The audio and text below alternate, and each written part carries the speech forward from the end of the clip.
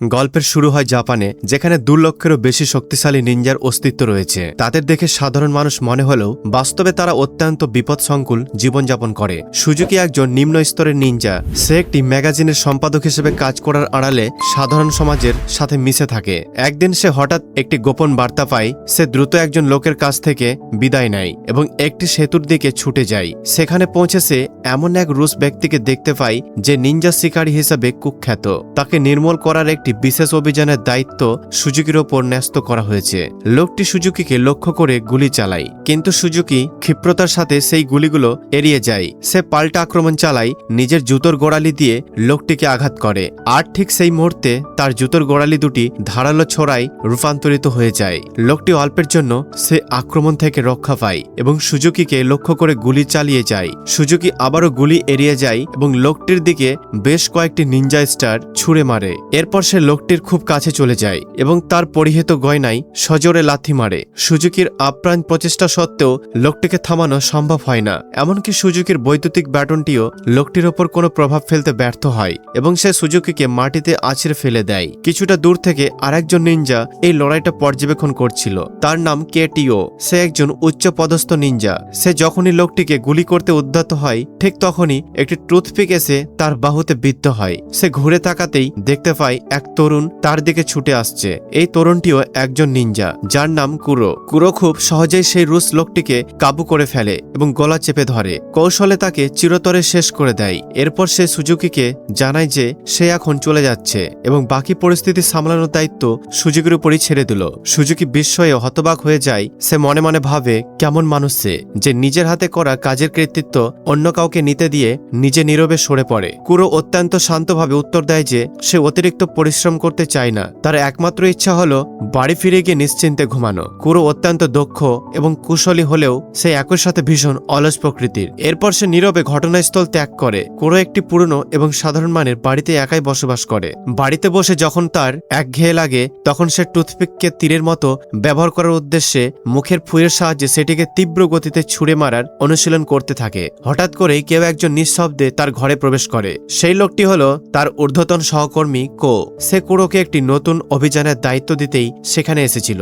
দ্বিতীয় বিশ্বযুদ্ধের সমাপ্তির পর একদল বিদ্রোহী নিনজা একত্রিত হয়ে একটি অত্যন্ত বিপজ্জনক সংগঠন গড়ে তোলে, যার নাম তারা দেয় আন্ডারগ্রাউন্ড নিনজা। গোয়েন্দা তথ্যের ভিত্তিতে জানা গেছে যে তারা গোপনে জোন হাই স্কুলে অনুপ্রবেশ করেছে এবং স্কুলটির নিয়ন্ত্রণ নিজেদের হাতে তুলে নিয়েছে।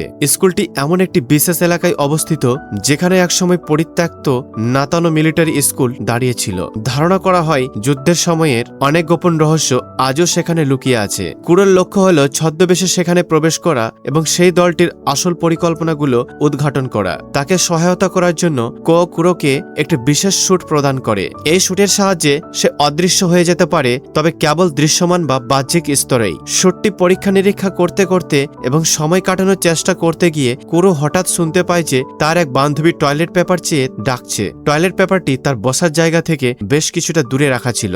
মেয়েটি কুরোকে সতর্ক করে দিয়ে বলে যে সে যদি তার দিকে তাকায় তবে সে কুরোকে আচ্ছা করে পিটুনি দেবে। তার নির্দেশ মেনে নিয়ে কুরো দেওয়াল বেয়ে এগিয়ে যায় এবং মেয়েটির দৃষ্টি এড়িয়ে চলে। সে অত্যন্ত সতর্কতার সাথে টয়লেট পেপারটির কাছে পৌঁছায়, তবে যখন সে পেপারটি মেয়েটির হাতে তুলে দেওয়ার জন্য ঘুরে দাঁড়ায়, ঠিক তখনই সে সপাটে এক চড় খায়। পরদিন সকালে কুরো জুটেন্ট হাই স্কুলে এসে পৌঁছায়। যখন সে জানতে পারে যে তাকে একটি ভর্তি পরীক্ষায় অংশগ্রহণ করতে হবে, তখন সে ভীষণ দুশ্চিন্তাগ্রস্ত হয়ে পড়ে। মুহূর্তের জন্য তার মনে হয় যে এত সব ঝামেলার কোনো মানেই হয় না। সে সিদ্ধান্ত নেয় যে তার উচিত কেবল নিজের মিশনটি সম্পন্ন করা এবং সেখান থেকে কেটে পড়া। কিন্তু ঠিক তখনই কাতোকে নিয়ে তার মনের ভয় তাকে তাড়া করতে শুরু করে। কুরো ভাবতে শুরু করে যে ভর্তি পরীক্ষায় পাশ করা তার পক্ষে কিভাবে সম্ভব হবে। তার ক্লান্ত অথচ সুদর্শন চেহারার কারণে কুরো দ্রুতই নাগুচি নামের এক ছাত্রীর দৃষ্টি আকর্ষণ করে, যে কিনা পুনরায় সেই পরীক্ষায় অংশ নিচ্ছিল। শ্রেণীকক্ষে প্রবেশ করার পর কুরো মাথা নিচু করে রাখে, কক্ষটির চারপাশ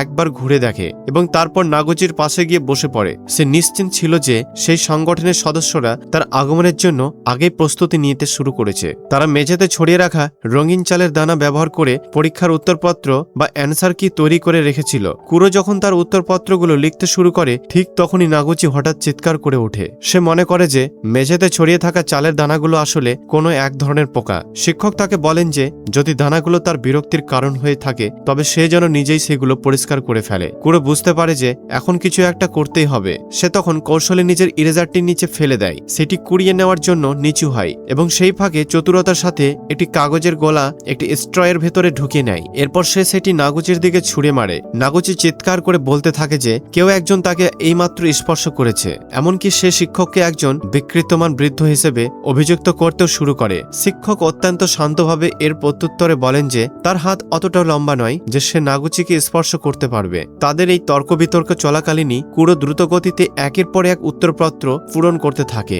গণিত পরীক্ষাটি শেষ করার আগেই শিক্ষক দ্রুত নাগুচির দিকে ছুটে যান এবং মেঝেতে ছড়িয়ে থাকা ভাতের দানাগুলো লাথি মেরে ছড়িয়ে দেন। আর কোনো উপায় না দেখে কুড়ো নাটকীয় আচরণ শুরু করে এবং ঠিক সেই জায়গাতেই প্রস্রাব করে দেয়। সে কাঁদতে শুরু করে এবং দাবি করে যে পরীক্ষা নিয়ে সে এতটাই স্নায়ুচাপে ছিল যে সে অতিরিক্ত পরিমাণে জল পান করে ফেলেছিল।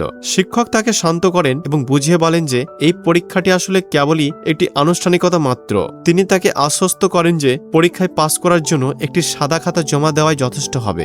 স্কুলটির সম্পর্কে আরও বিস্তারিত জানার আগ্রহে বাড়ি ফেরার পথে কুড়ো নাগুচির জন্য অপেক্ষা করে। এরপর তারা দুজনে একই সঙ্গে বাড়ির পথে হাঁটতে শুরু করে। যেহেতু কুড়োর বাড়িটি পথে আগে পড়ে, তাই সে নাগুচিকে কোনো একদিন রাতের খাবারের জন্য তাদের বাড়িতে আসার আমন্ত্রণ জানায়। নাগুচি প্রথমে কিছুটা ইতস্তত করলেও শেষমেশ সেই আমন্ত্রণে রাজি হয়ে যায়। তারা তার বাড়ির ছাদে পৌঁছায় এবং কথাবার্তা চালিয়ে যায়। নাগুচি জানায় যে তাদের ক্লাসের কয়েকজন ঝামেলাবাজ ছাত্র প্রায় তাকে উত্ত্যক্ত করে। সে সিঞ্জু নামের এক বন্ধুর কথা বলে। এই উত্ত্যক্তকরণ এতটাই তীব্র আকার ধারণ করেছিল যে সিঞ্জু শেষমেশ স্কুল আসাই বন্ধ করে দেয়। নাগুচি আরও প্রকাশ করে যে স্কুলের নিচে কিছু গোপন সুড়ঙ্গ পথ রয়েছে। এই সুড়ঙ্গগুলোর উৎপত্তি দ্বিতীয় বিশ্বযুদ্ধের সময়কালে।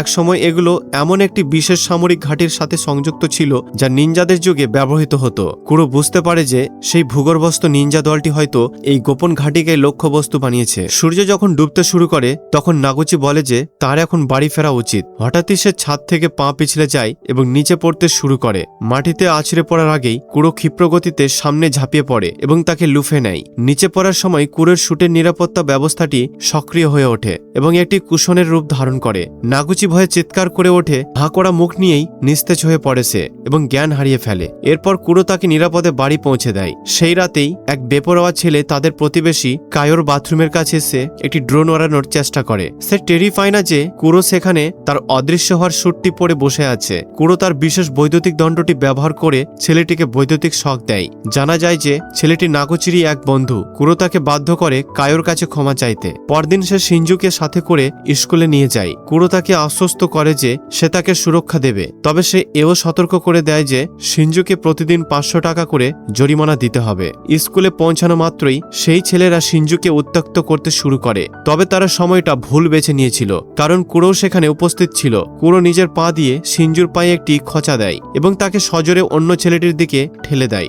ব্যথায় কুঁকড়ে গিয়ে ছেলেটি লাফিয়ে ওঠে এবং টলতে টলতে পিছিয়ে যায়। সিঞ্জু বিন্দুমাত্র আঁচ করতে পারে না যে আসলে এটা কি ঘটল। কুড়ো শান্তভাবে সেখান থেকে হেঁটে সরে যায় এবং পেছনের সারির একটি আসনে গিয়ে বসে। সে বুঝতে পারে যে সে তার পাঠ্য বইটি আনতে ভুলে গেছে। তার পাশে বসা মেয়েটি সাতো তাকে নিজের বইটি এগিয়ে দেয়। নাগুচি স্পষ্ট ঈর্ষায় দৃষ্টি নিয়ে পুরো দৃশ্যটি পর্যবেক্ষণ করে। হঠাৎই কুড়োর মুখের ওপর একটি লাল লেজার রশ্মি এসে পড়ে। এই লেজারটি মূলত নিনজাদের পারস্পরিক যোগাযোগের জন্য ব্যবহৃত একটি গোপন সংকেত। কুড়ো তাৎক্ষণিকভাবে আসন ছেড়ে উঠে দাঁড়ায় এবং শ্রেণীকক্ষ ত্যাগ করে। ছাদের উপর সে সিয়ন নামের এক ছেলেকে দেখতে পায়। সিয়ন হলো একজন উচ্চপদস্থ নিনজা। যেদিন কুড়ো সেই রুশ লোকটির মোকাবিলা করছিল সেদিন সায়নও সেখানে উপস্থিত ছিল। সায়ন সেই লড়াইয়ে হস্তক্ষেপ করার আগেই কুড়ো সেখানে এগিয়ে এসেছিল। সায়নের মতো লাইকেদাব স্কুলের একজন ছদ্মবেশী নিনজা। তার লক্ষ্য হলো সেই ভূগর্ভস্থ নিনজা গোষ্ঠীর সদস্যদের শনাক্ত করা। স্কুলে ছদ্মবেশে বসবাসরত আরও একজন নিনজা রয়েছে।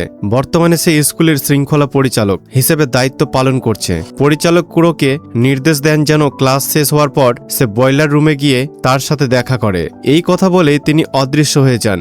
এর কিছুক্ষণ পরেই কুড়ো লক্ষ্য করে যে স্কুলের এক ছাত্র আবারও উৎপীড়নের শিকার হচ্ছে। কুড়ো তার বিশেষ ক্ষমতা প্রয়োগ করে এবং সবার চোখের আড়াল হয়ে যায়। এরপর সে মাথায় একটি বাক্স চাপিয়ে পুনরায় দৃশ্যমান হয়। উৎপীড়নকারী ছেলেদের একজন কুড়োকে লাথি মেরে দেখতে চায় যে সে আসলে কে, কিন্তু উল্টো সে নিজেই মাটিতে আছড়ে পড়ে। কুড়ো প্রথমেই একটি ফাঁদ পাতে এবং তারপর ছেলেটির ঠিক পেছনে গিয়ে অবস্থান নেয়। সে ছেলেটির হাত চেপে ধরে এবং সেই হাত দিয়েই অন্য ছেলেটির মুখে সজোরে একটি ঘুষি বসিয়ে দেয়। এর ফলে কৃতিত্বটা কুড়োর বদলে সেই উৎপীড়িত ছাত্রটির ওপরই বর্তায়। পরবর্তীতে কুড়ো শৃঙ্খলা পরিচালকের সাথে দেখা করার উদ্দেশ্যে বয়লার রুমে প্রবেশ করে। কোন রকম পূর্ব সতর্কতা ছাড়াই পরিচালক তার তলোয়ার কোষমুক্ত করে কুড়োর ওপর আক্রমণ চালিয়ে বসেন। উভয়ে ভুলবশত ধারণা করে বসে যে অপরজন বুঝি সেই ভূগর্ভস্থ নিনজা গোষ্ঠী, তারই একজন সদস্য।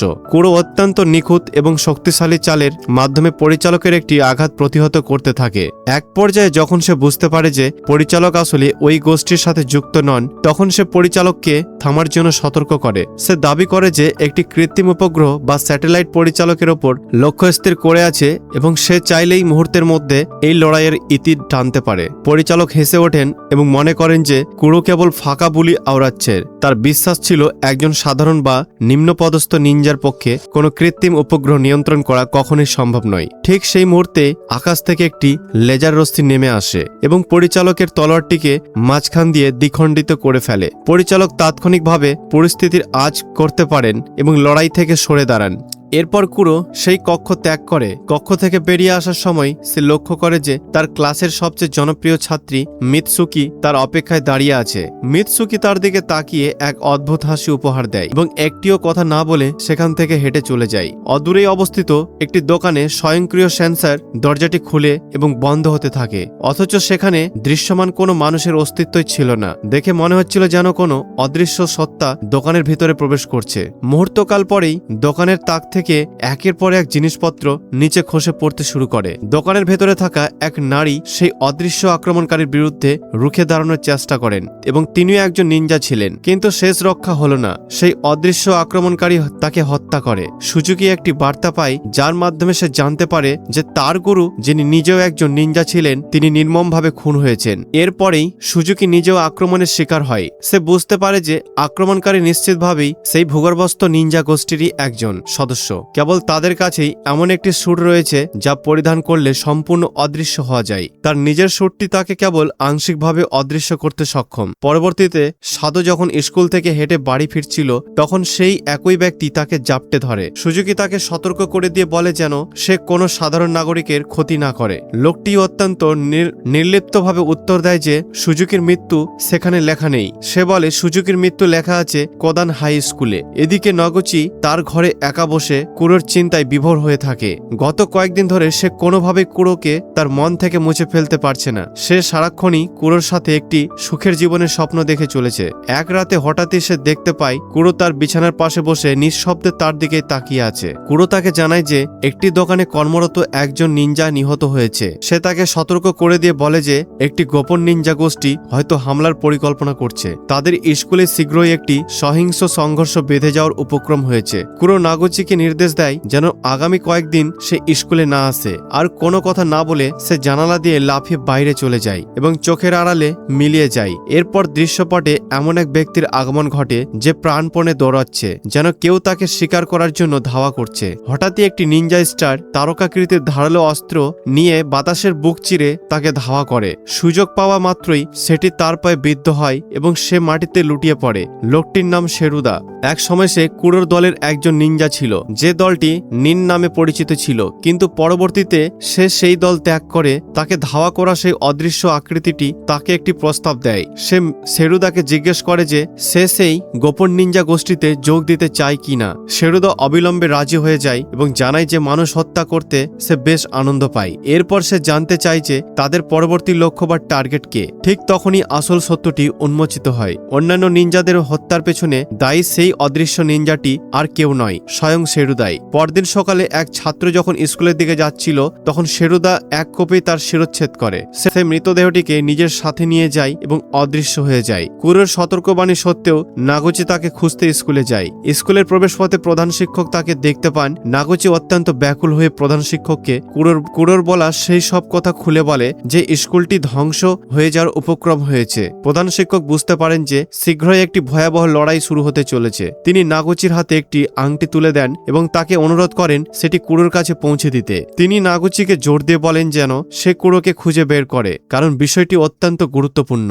এর কিছুক্ষণ পরেই শেরুদা সেই নিহত ছাত্রের মৃতদেহটি নিয়ে একটি শ্রেণীকক্ষের ভেতরে প্রবেশ করে। তখনও অদৃশ্য অবস্থায় থাকা সেই শিরচ্ছেদকৃত মৃতদেহটি হঠাৎ করেই সবার চোখের সামনে মাটিতে লুটিয়ে পড়ে। মুহূর্তের মধ্যেই পুরো শ্রেণীকক্ষে চরম বিশৃঙ্খলা এবং আতঙ্ক ছড়িয়ে পড়ে। শেরুদা একে একে ছাত্রদের হত্যা করতে শুরু করে। কয়েকজন ছাত্র কোনো মতে পালিয়ে বাঁচলেও শেরুদা তাদের পিছু ধাওয়া করতে থাকে। শীঘ্রই সুজুকি এবং সাই খবর পায় যে একটি গোপন নিনজা স্কুলের ভেতরে হামলা চালিয়েছে। সুজুকি ঘটনাস্থলে এসে উপস্থিত হয় এবং নিজের চোখে সেই ভয়াবহ হত্যাকাণ্ড প্রত্যক্ষ করে। সে তার জাদুর দ্বন্দ্বটি কোষমুক্ত করে এবং লড়াইয়ের জন্য প্রস্তুত হয়। সেই ঘাতক আর অদৃশ্যকারী পোশাকটি খুলে ফেলে এবং মুখ থেকে মুখোশটি সরিয়ে ফেলে। সুজুকি তাকে চিনতে পারে। শেরুদা অত্যন্ত শীতল কণ্ঠে সুজুকিকে জিজ্ঞেস করে যে সে তাকে চিনতে পারছে কিনা। সে সুজুকিকে মনে করিয়ে দেয় যে যখন তারা এই স্কুলে পড়াশোনা করত তখন সে সুজুকিকে গভীরভাবে ভালোবাসত। সে সুজুকির বিরুদ্ধে অভিযোগ তোলে যে সুজুকি তার ভালোবাসার অনুভূতিকে উপহাস করেছিল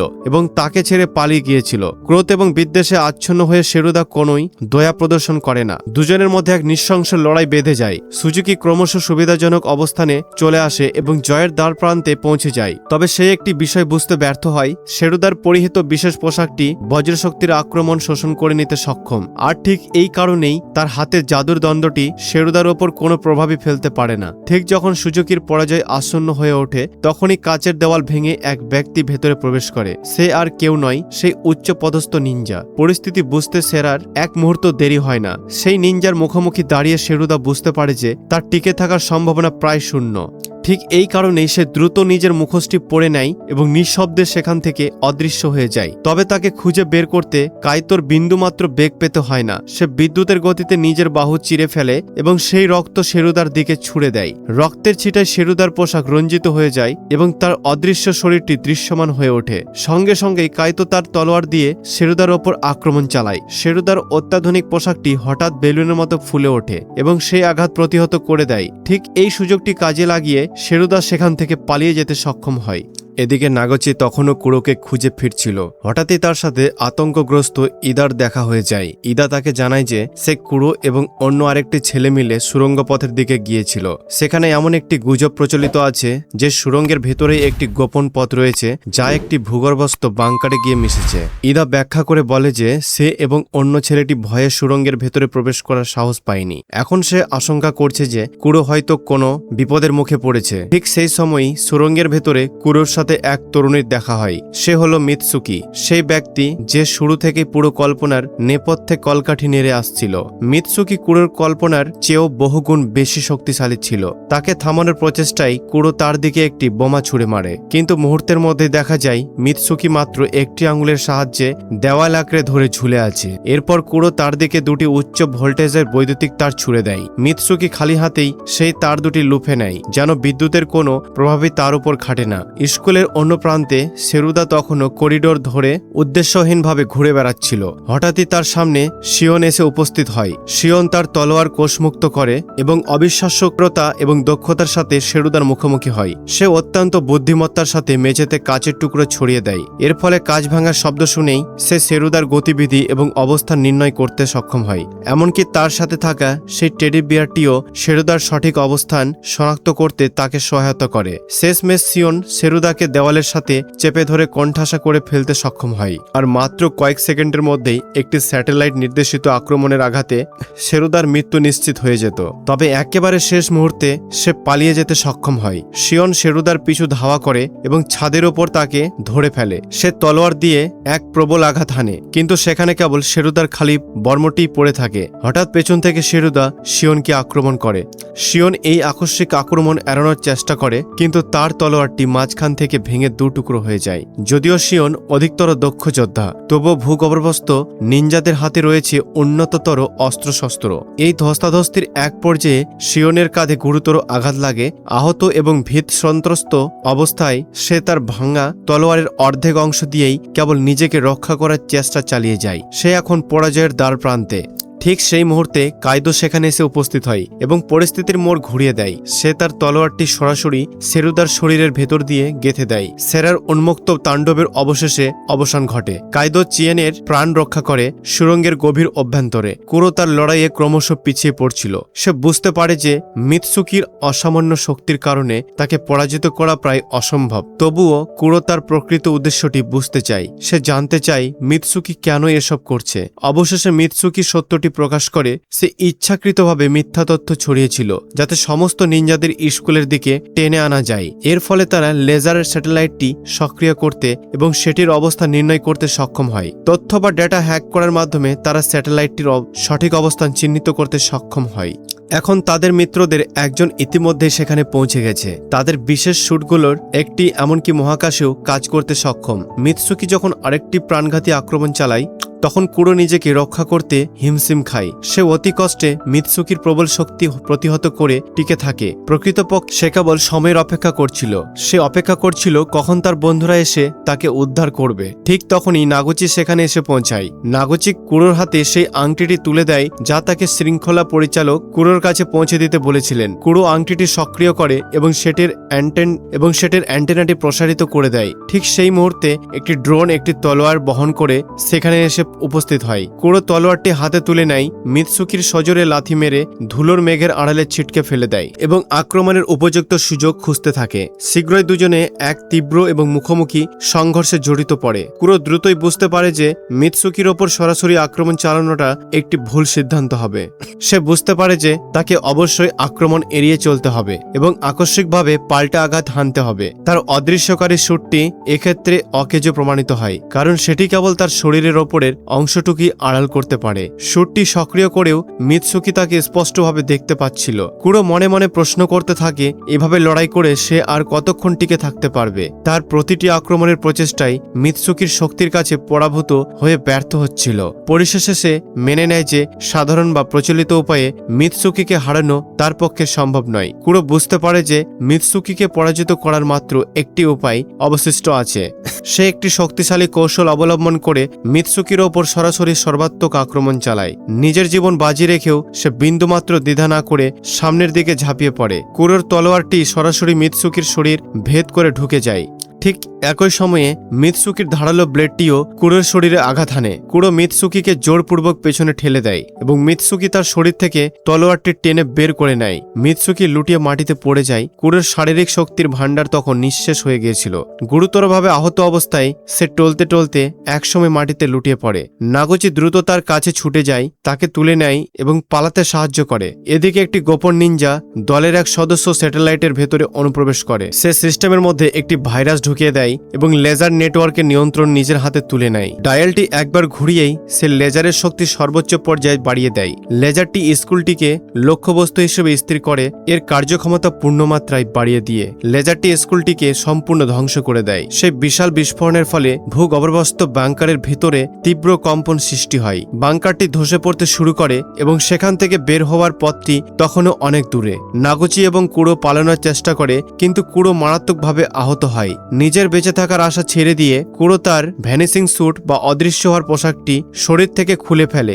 নাগুচিকে রক্ষা করার জন্য সে পোশাকটি তার গায়ে জড়িয়ে দেয়। তাদের চারপাশে তখন ধ্বংসাবশেষ ধসে পড়তে শুরু করে। কিছুক্ষণ পর নাগুচি একা সেখান থেকে বেরিয়ে আসে। সে বুঝতে পারে যে ওই বিশেষ পোশাকটি তার প্রাণ বাঁচিয়েছে। তাকে রক্ষা করতে এবং পৃথিবীকে বাঁচাতে কুরো নিজের জীবন উৎসর্গ করেছে। তবে সিনেমার একেবারে শেষে একটি চূড়ান্ত চমক বা টুইস্ট উন্মোচিত হয়। এক অজানা কারণে কুরোর যমজ ভাই জুরো সেখানে আবির্ভূত হয়। সে নাগুচির সাথে দেখা করতে আসে আর এভাবে গল্পটি একটি রহস্যময় মোড়ে এসে শেষ হয়ে যায়। ভিডিওটি যদি আপনাদের ভালো লেগে থাকে তবে অনুগ্রহ করে এতে লাইক দিন এবং চ্যানেলটিকে সাবস্ক্রাইব করে রাখতে ভুলবেন না। দেখা হচ্ছে নেক্সট ভিডিওতে।